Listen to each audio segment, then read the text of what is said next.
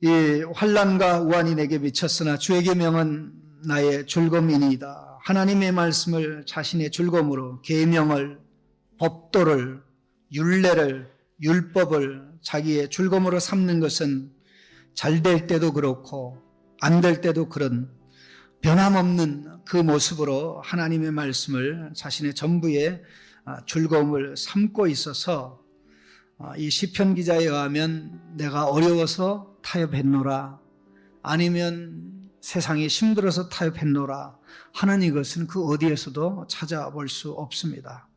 오늘 특별히 이 환난과 우환 중에 하나님의 계명을, 주님의 계명을 자기의 즐거움으로 삼는 그 이유가 무엇인가 하니 이 하나님을 말씀을 통해서 알고 있습니다.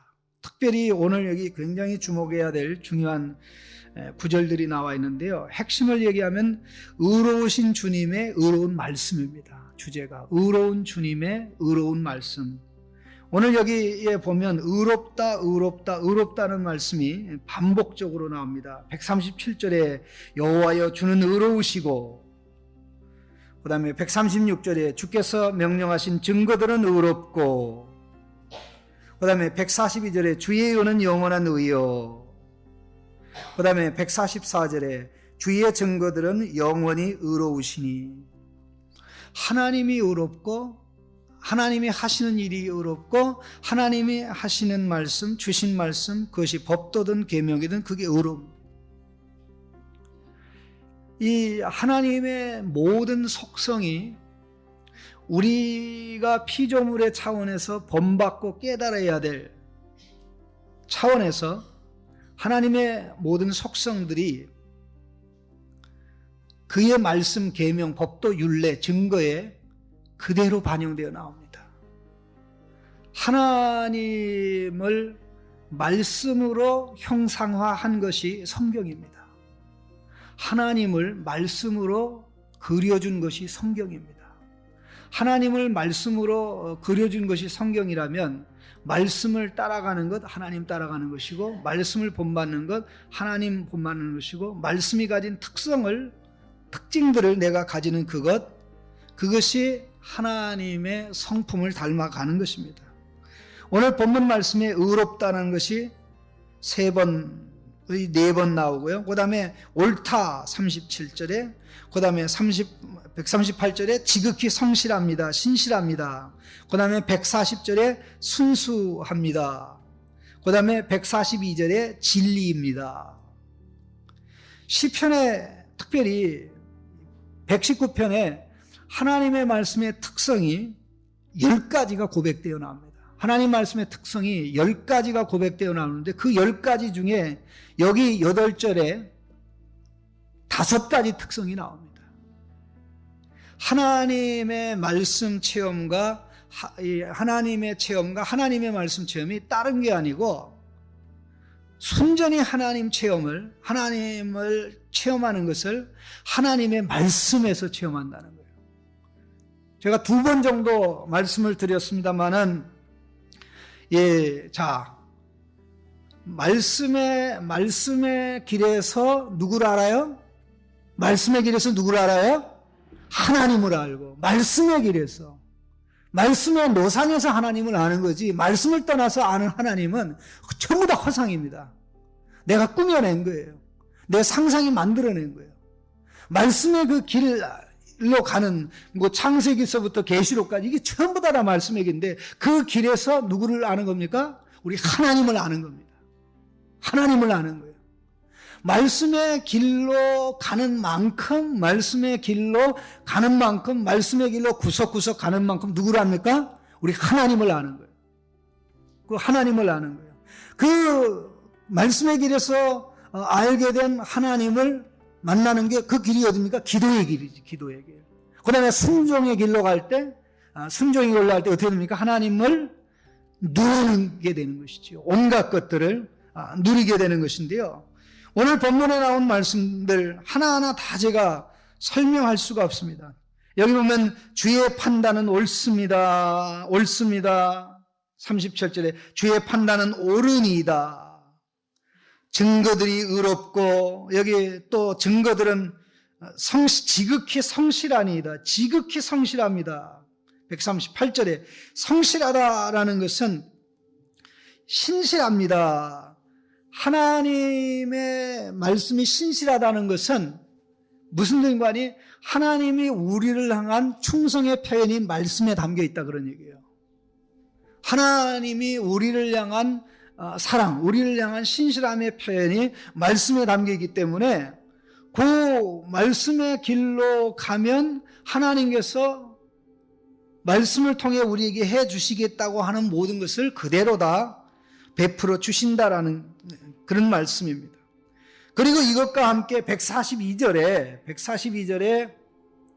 주의 의는 영원한 의여, 주의 율법은 뭐라고요? 진리로 서이다 하고 할 때 이 진리라는 말은 우리가 알고 있는 그 개념하고는 좀 다릅니다. 시편에 여기 계속 진리입니다 라는 그런 고백이 한 4차례 정도 등장하는데, 이 진리라는 말씀이 뭐냐면요, 이 하나님께서 시내 산에서 모세에게 나타나서 이 자기 자신을 계시할 때 하신 말씀입니다.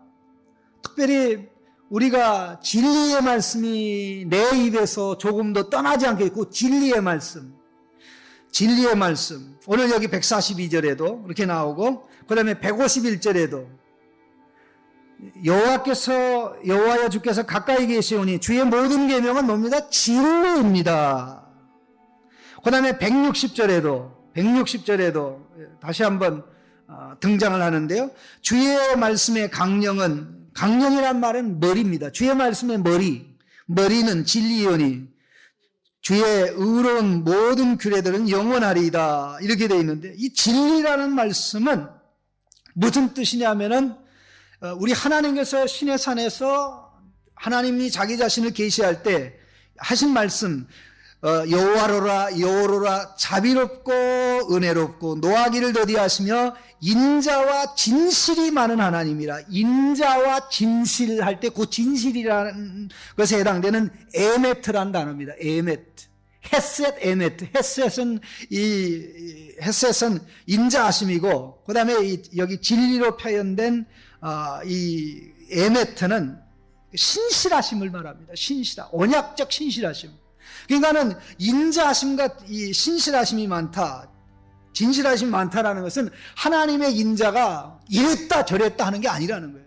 하나님의 인자가 이랬다 저랬다, 언제는 잘해줬다가 언제는 쌀쌀 맞았다, 그게 아니라 한결같이 그 언약의 테두리 안에 머물러 있는 자에게 인자를 베푸실 뿐만 아니라 언약의 테두리에서 자꾸만 길 밖으로 나가려면 밀어서 안으로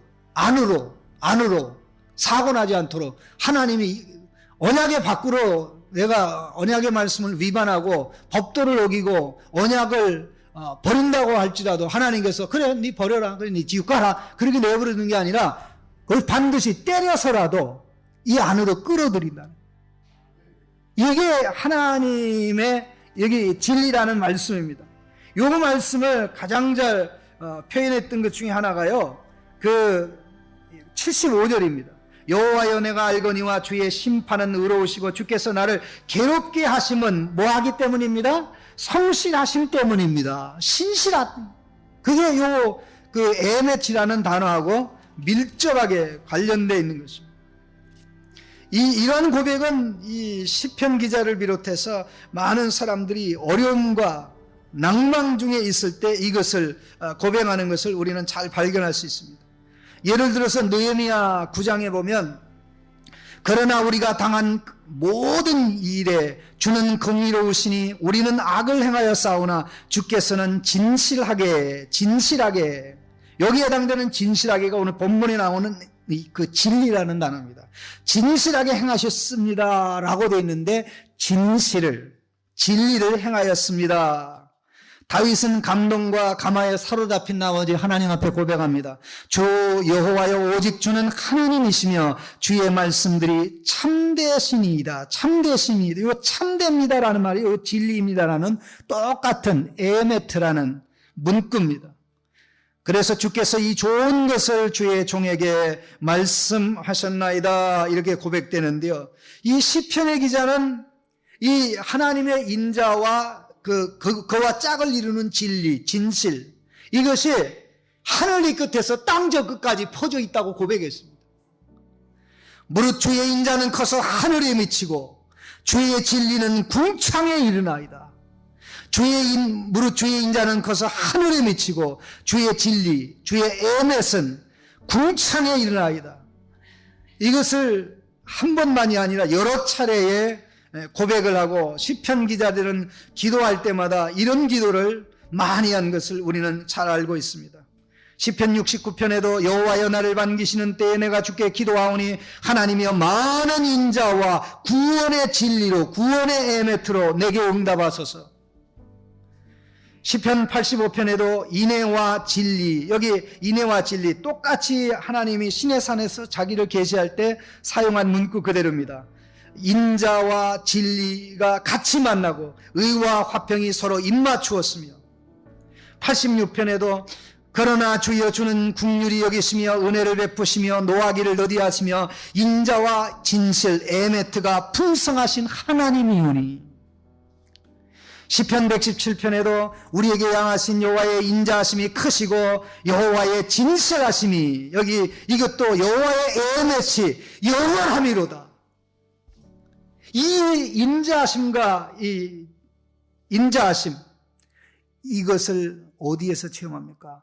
말씀의 길에서, 말씀 속에서 하나님을 알고 만나고 그 하나님을 체험하게 되는 이런 놀라운 역사가 일어나는 것을 우리는 주목해야 되겠습니다. 이 많은 말씀 가운데 우리가 한 가지만 더 집중해 말씀드리길 원하는 것은 140절입니다. 140절에 주의 말씀이 어떡하니? 심히 순수함으로, 주의 말씀이 심히 순수함으로 주의 종이 이를 사랑하나이다. 이게 심히 순수하다라는 말씀이 무슨 뜻이냐면요, 하나님의 말씀에는 불순물이 제로다 그런 말입니다. 하나님의 말씀에는 잡것, 날 것, 더러운 것, 이것저것 섞인 것이 없다라는 것입니다. 이 세상의 모든 제품을 그야말로 결점 제로를 만들기 위해서 얼마나 많은 회사들이 투자를 하고 노력을 합니까?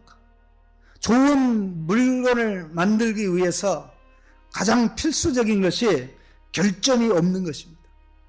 왜 그 어마어마하게 뜨거운 용광로에다가 이 철을 넣고 그래가지고 그것을 가열해서 제품을 만들어냅니까? 불순물을 제거해야 그게 강도가 있고 순도가 있고 그것이 오랫동안 지속되는 것 우리가 잘 압니다. 하나님의 말씀에는 험을 잡을 만한 것, 흠 잡을 만한 것, 그것이 전혀 존재하지 않는다는 말씀입니다.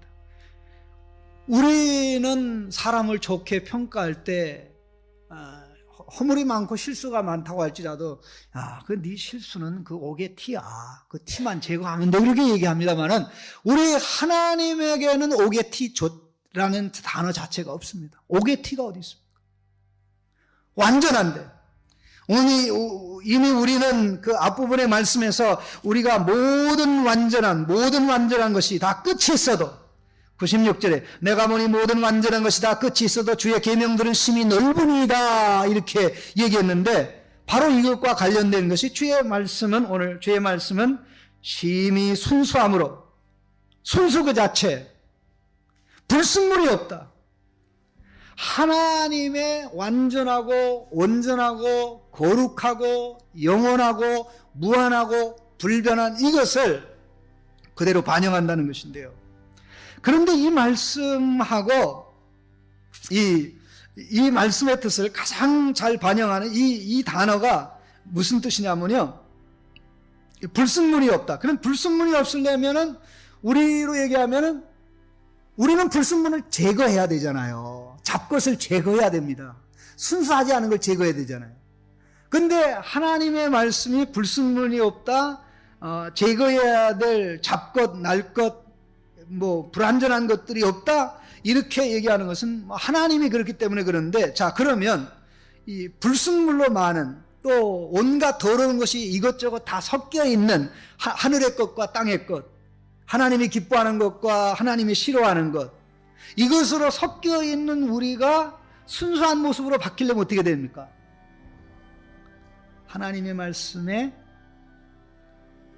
통해서 깨끗게 돼야죠. 하나님의 말씀이 우리를 순수하게 하면 됩니다. 시편 12편 6절에 여호와의 말씀은 순결함이요, 여기 사용된 단어 여호와의 말씀은 순결함이요 흑도간 위에 7번 단련한 같도다 그랬습니다. 여호와의 말씀은 순결하며 흑도간 위에 7번 단련한 같도다 그랬습니다. 시편 내도 나와 있고 사무엘하에도 고백된 말씀은 하나님의 도는 완전하고 여호와의 말씀은 진실하니, 여기 똑같은 단어인데 여기서는 진실로 번역이 됐습니다. 이 말씀은 진실하니 그는 자기에게 피하는 모든 자에게 방패시로다 그렇게 말씀했습니다.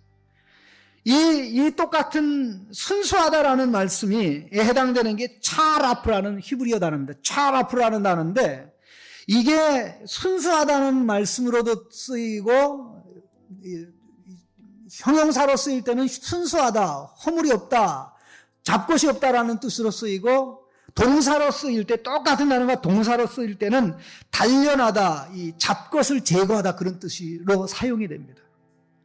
그래서 시편 26편 2절에 여호와여 나를 살피시고 시험하사 내 뜻과 내 양심을 단련하소서, 이 말은 내 양심을 하나님의 말씀처럼 순수하게 하소서 그런 뜻입니다. 66편 10절에도 여호와여 주께서 우리를 시험하시되 우리를 단련하기를 은을 단련함 같이 하셨으며, 우리 하나님의 말씀은 흑도건에 7번 단련한 은과 같다고 그랬습니다. 은을 단련하듯이 하나님이 우리를 단련하여 주십시오. 하나님의 말씀의 도가니에 들어가면 우리가 어떻게 됩니까? 하나님의 말씀이 가진 순수함을 가지게 됩니다. 하나님 말씀 속에 순수함과 진실함과 참됨밖에 없는데 그것으로 만들어지고 형성되어집니다.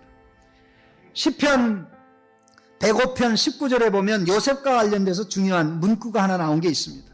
우리 새벽 예배할 때 우리 목사님 중에 한 분이 언급을 하셨는데요, 그 말씀에 참 이 중요한 문구가 나옵니다. 거기 두 단어가 연결되어 나오는데 105편 19절입니다. 105편 19절 몇 부분 앞으로 가보면 되는데요, 곧 여호와의 말씀이 응할 때까지라 그의 말씀이 그를 단련하였도다.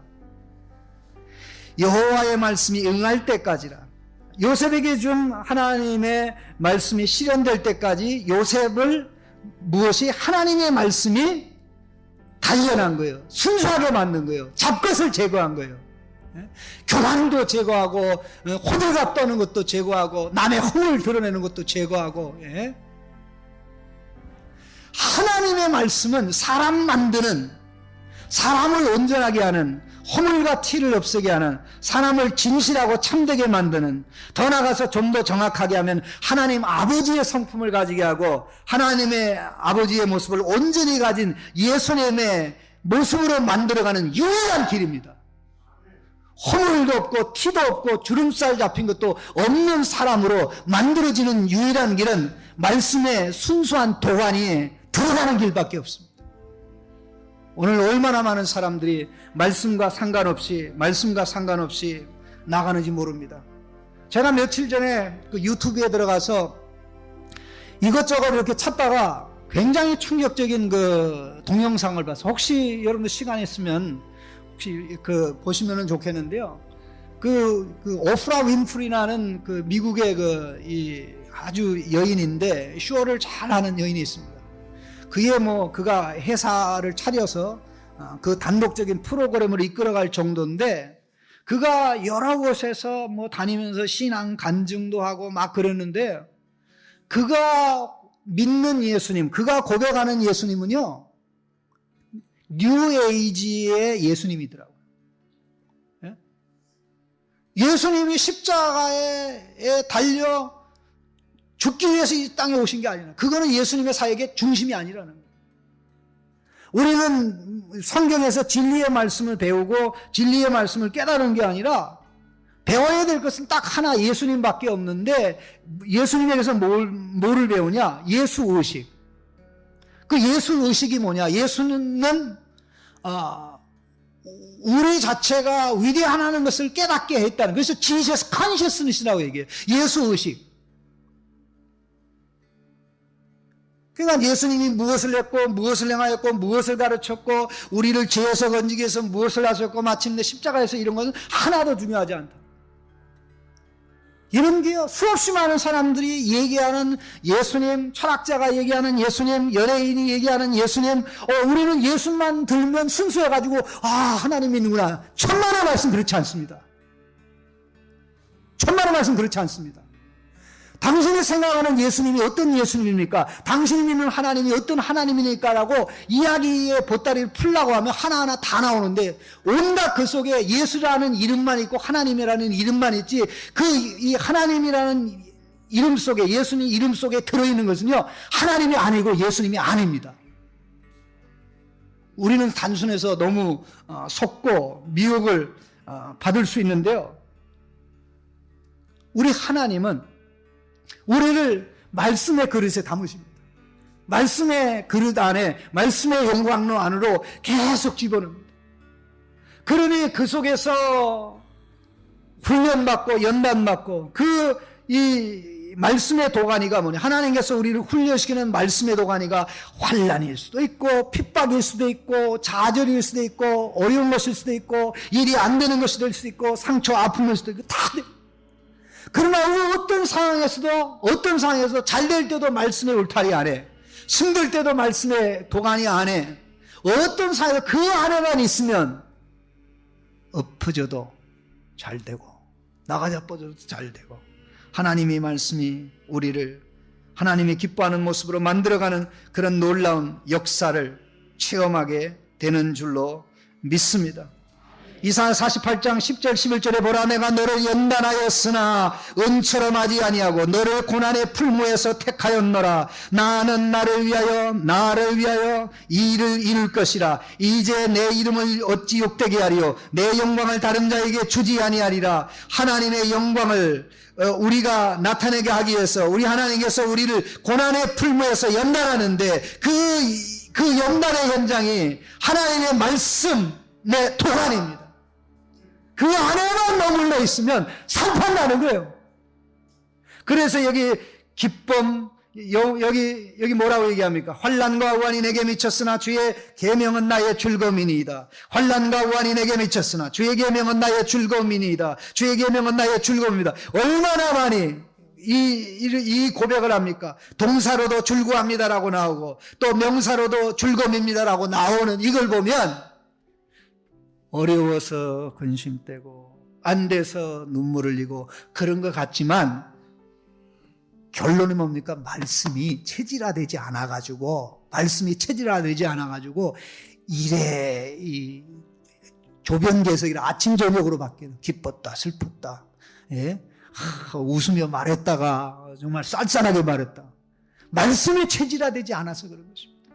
그래서 우리는 목숨 걸고 주여 말씀에서 하나님을 알고 기도 가운데 하나님 만나고 순종의 길에서 하나님 누리게 되는데, 이 길로 갈 수 있도록 말씀, 하나님이 우리가 깨달아야 되고 우리가 우리 안에 형성되어야 될 당신의 속성들을 말씀에 다 반영해 놨으니, 그 말씀의 사진에 드러나는 우리 하나님의 모습들을 우리가 누리고 우리가 깨닫고 그걸 가지고 기도하고 또 순종의 연장에서 누리는 가운데, 우리는 말씀이 체질화되면 그것이 우리의 생활 속에 그대로 표현돼서 사람들을 하나님의 말씀으로 당기고 하나님에게로 당기고 하나님의 사랑과 인자와 진실함으로 당겨 변화시키는 삶을 살게 되는 것입니다. 오늘 이 아침도 하나님 말씀, 순수한 말씀이 나를 연단하니, 하나님의 말씀에 연단받으면 하나님의 사람 된다. 진실한 사람 된다. 참된 사람 된다. 거룩한 사람 된다. 구별된 사람 된다. 잡것이라고, 세상 잡것이라고는 점점 줄어드는 처음에 작게 출발했지만 하늘의 것이 많아지고 땅의 것 줄어들고 자기 중심이 줄어들고 하나님 중심이 많아지고 일시적인 게 줄어들고 영원한 것이 가득 차지는 이 역사, 이걸 위해서 기도하시다가 돌아가실 수 있기를 간절히 바랍니다.